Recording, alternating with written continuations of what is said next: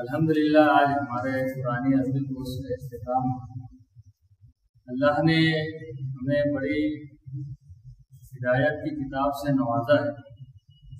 اور یہ تمام انسانیت کے لیے ہدایت کی کتاب ہے، لیکن آج مسلمان خود اس کو پتہ نہیں ہوتا کہ قرآن میں ہمارے لیے کیا ہدایت کے نکات چھپے ہوئے ہیں، کیا ہمارے لیے اسباق ہیں اور کتنا ہم پہ اس کو عمل کرنا چاہیے۔ اور یہ پتہ کب چلے گا ہمیں، جب ہمیں قرآن کا ترجمہ آتا ہو یا ہم قرآن کا ترجمہ پڑھتے ہوں۔ عموماً یہ ہوتا ہے کہ قرآن کا ترجمہ جو لوگ پڑھتے بھی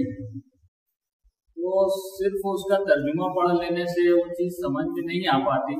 جو قرآن کہنا چاہتا ہے۔ قرآنی عربی کورس کے ذریعے ہمیں سب سے بڑا فائدہ یہ ہوا کہ قرآن کی آیتوں کے ذریعے ہمیں کیا پیغام ملا۔ لوگ سمجھتے ہیں کہ یہ 1400 سال پرانی کتاب ہے، اس وقت کے پس منظر میں اتری ہے، آسمانی کتاب ہے، لیکن ایسا نہیں ہے، بلکہ یہ قیامت تک کے لیے ہدایت کی کتاب ہے۔ اس کے ایک ایک آیت میں اگر ہم غور کریں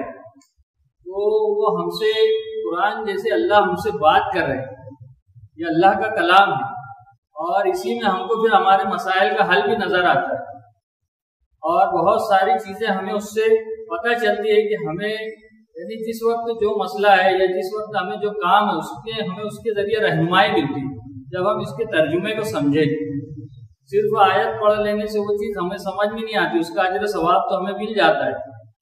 یعنی اس کا ایک ایک لفظ جو ہے اجر ثواب سے خالی نہیں ہے، لیکن جب ہم اس کو ترجمے سے سیکھتے ہیں، ترجمے سے پڑھتے ہیں تو ہمارے اندر بہت ساری صفات پیدا ہوتی ہیں۔ جس طرح ہم نے قرآنی عربی کورس کے اندر جو ہے بہت سارے شارٹ کورسز بھی سیکھے، جس میں مومنین کی صفات بھی آئی ہے، قرآن کو کیسا انسان مطلوب ہے، اور نماز کورس ہے، اس کے علاوہ چھوٹی چھوٹی دعائیں ہیں، دعاؤں کا کورس ہے،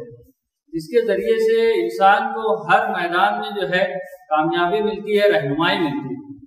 یعنی قرآن کے ذریعے اللہ نے جو ہے کامیابی کو یقینی کر دیا ہے، لیکن آج ہم کامیابی کو دوسری چیزوں میں تلاش کریں، کیونکہ قرآن جو ہے ہمیں ہر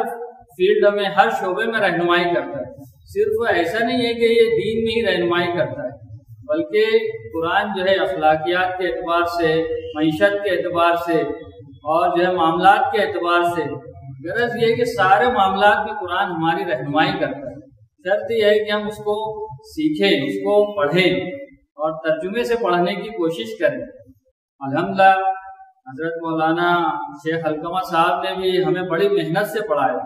بیماری کے باوجود، اور جو ہے سارے مسائل ان کے جو ہے بالائے طاق رکھ کے برابر وقت پر ہم کو پڑھانے کے لیے آ جاتے ہیں، اور ایک ایک چیز میں جو ہے چھوٹی چھوٹی باتوں کو جو ہے بڑی محنت سے سمجھاتے ہیں۔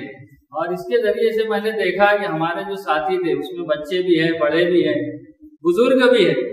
سب نے فائدہ اٹھایا۔ یعنی ایسا نہیں کہ صرف یہ کوئی خاص انسان کے لیے، بلکہ یہ ہر ایک کے لیے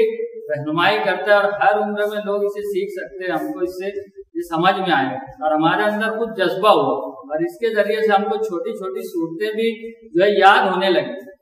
اور ماشاءاللہ اگر اسی طرح ہم نے یہ ذوق و شوق باقی رہا تو امید ہے کہ انشاءاللہ قرآن پورا جو ہے سیکھنا، اس کو یاد کرنا بھی ہمارے لیے آسان ہو جائے۔ اور ہم اللہ سے یہ دعا کرتے ہیں کہ اللہ اس کے ذریعے سے جو ہے